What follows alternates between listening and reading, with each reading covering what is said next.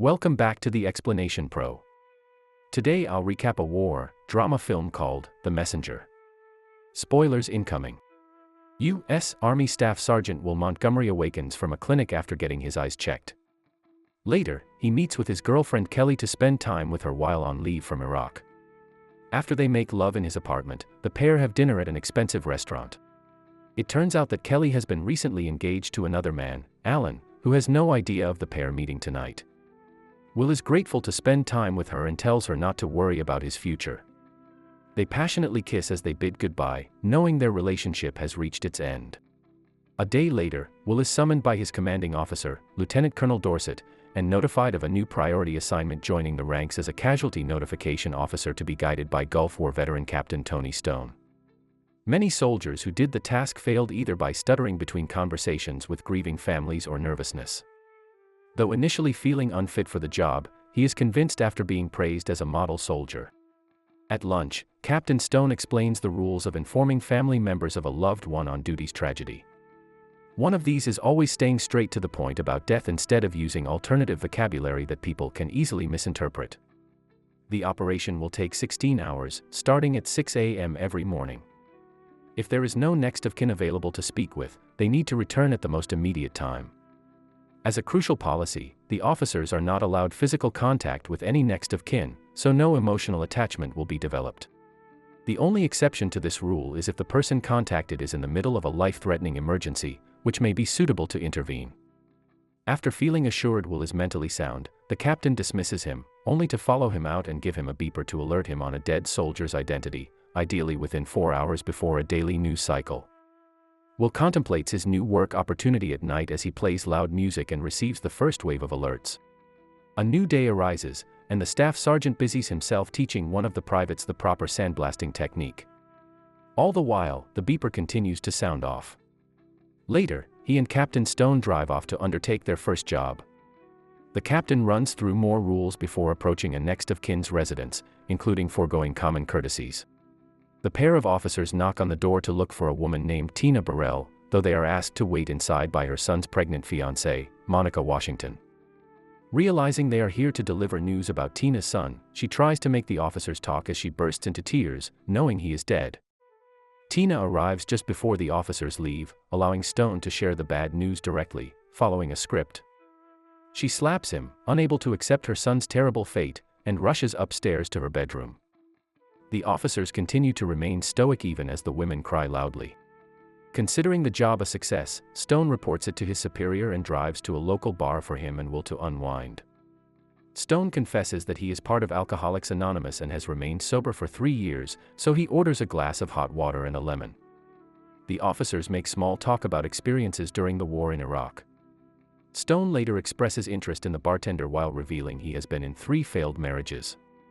Will then confides about Kelly, feeling guilty for not marrying her before getting discharged abroad. Later, after a round of darts in his apartment, Will gets hungry and leaves for a convenience store to buy some canned goods. During dinner, the beeper rings, alerting him to call Captain Stone immediately. Though initially just wanting to check up with Will, the captain gets informed of another casualty and orders the staff sergeant to meet him as soon as possible to check in with the relative. As day breaks, they drive to another residence owned by a man named Dale Martin to inform him about his 20-year-old son, Eric's death by sniper fire.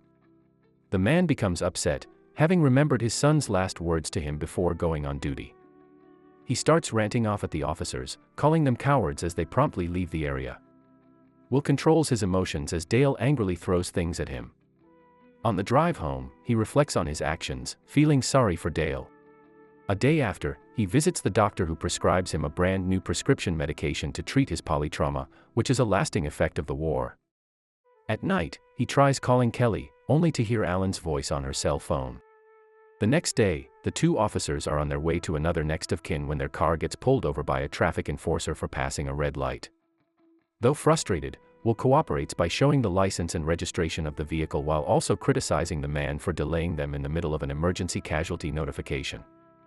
The traffic enforcer is stricken with guilt and lets them leave. Later, the 2 officers meet with a woman named Olivia Peterson.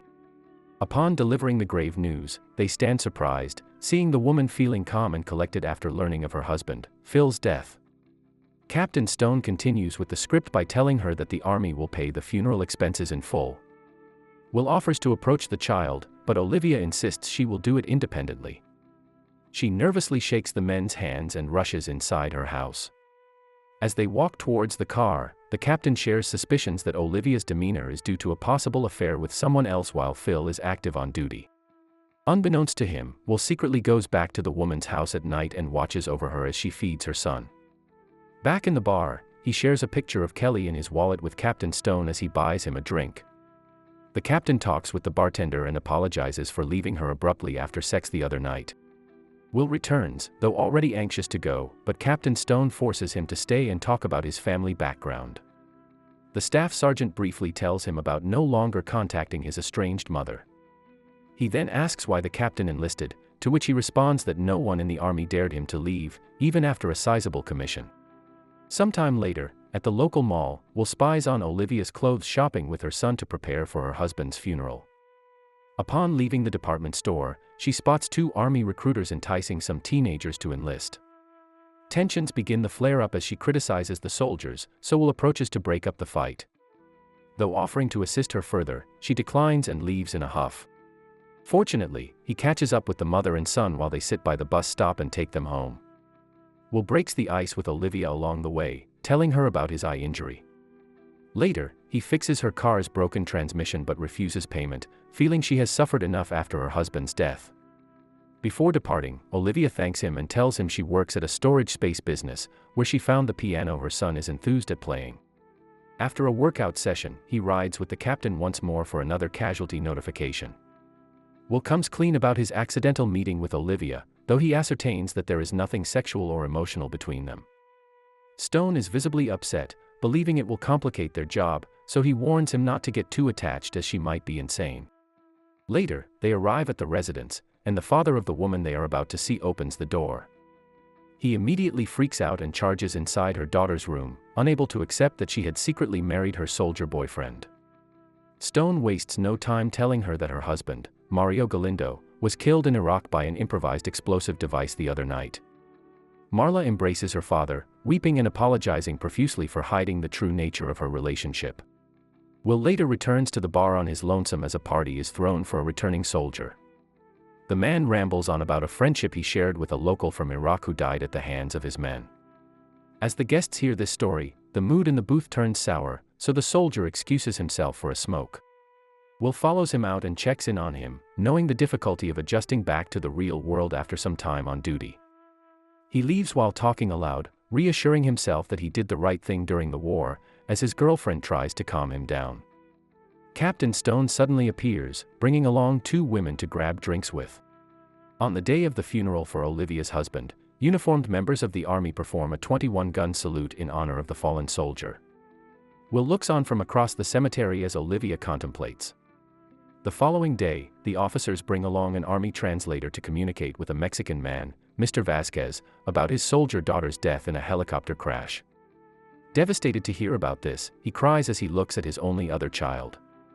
Will becomes empathetic and struggles back tears. After arriving back at his home at night, he plays a voicemail from Kelly talking about her upcoming wedding while apologizing for sending him an invitation. She confides in her dismay over having to associate with her fiancé's parents, let alone be thrown an engagement party.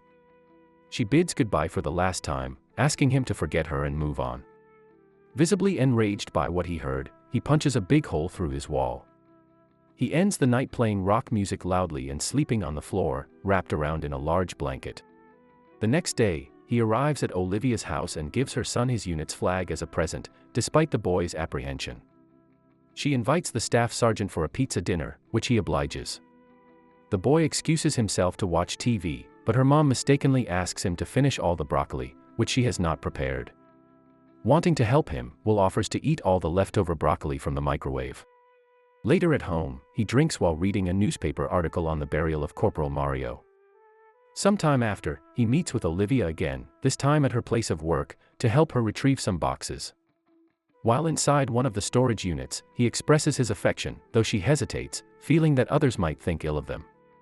Will confides in her about losing his father at 10 years old in a self-inflicted drunk driving accident. Back in her home, they start slow dancing in the kitchen as Will tries to kiss her. Unfortunately, his attempts at physical intimacy are denied once more when she reveals she looked forward to Phil getting drafted since he has been mistreating her and her son. Will is touched by her honesty, knowing she dared to speak about her suffering now. Olivia then excuses herself to fetch her son from school while he stays behind to linger for a moment. Another day passes as Will and Captain Stone travel to a local family-run grocery store to inform the next of kin about Walton Flanagan's death. Before Will even talks, the soldier's father vomits and cries in agony, knowing his son has died. He comforts the parents after telling them of their son's fate, much to the captain's disapproval as he physically criticizes his actions. Will stands by what he did, calling the captain by his first name while castigating his lack of empathy. Captain Stone then drives off, leaving Will to hitch a ride home alone. Though the captain orders return to order him back inside the car, he refuses. Later at night, the two officers patch things up in a phone call where Captain Stone invites Will to hook up with some girls. At his lodge, the captain enjoys sleeping with a woman named Claire while her friend Laura just cozies up to Will, who does not initiate anything sexually. The next day on a boat, Captain Stone shares his personal views about the war in Iraq while fishing. Will notices that he broke his sobriety, though he confesses he had been drinking a while back. Their conversation is interrupted by speedboats rushing them, splashing water on their boat. The officers head back to the dock and pick a fight with the male riders. After a brutal beating, they leave and proceed to the location where Kelly is having her wedding, despite not returning her RSVP envelope. The two officers are shunned by the guests due to their disheveled appearance, as Kelly and her husband Alan reluctantly welcome them. During the dinner, they make a scene as Alan toasts their service to the country. Later, the drunk officers fool around in a parking lot, pretending to shoot each other while setting off a car alarm. After waking up near the forest, they collect themselves and go home. Returning in the middle of the night, they are approached by Dale Martin, who apologizes for his rude behavior when they visited him days before. After expressing regrets for not being open to his son, he shakes the officers' hands and thanks them for their service. Inside Captain Stone's apartment, Will tells Tony about his experience with a colleague named Derek, who died fighting with him in Iraq. During some heavy sniper fire, he tries saving him, only to see him explode into bits due to an IED. This horrific incident resulted in chronic damage to his left eye, which is why he uses eye drops repeatedly. He confesses that his courageous actions did not do him any good since he could not rescue his friend, so he contemplated suicide by standing on the edge of the hospital roof deck. Luckily, he stopped himself upon seeing the sunrise, implying that there was still hope for him to carry on. After hearing about his horrific experience, Captain Tony breaks down uncontrollably as Will hears him from the kitchen. The following morning, Will goes directly to Olivia's home to pay a visit but sees boxes lying outside next to a moving truck. While taking the initiative to load her belongings, she informs him that she has to move to Louisiana with her son. Though disappointed to know this, Will tells her he might have to stay in the army longer than he thought. Hoping to see her again, he asks Olivia to let him know where they will live next. Still feeling smitten with him, she invites him inside her home one more time for them to exchange addresses so they can write to each other. Thank you so much for watching. If you enjoyed this video, please hit the like button and also subscribe my channel for more videos like this. See you in the next video.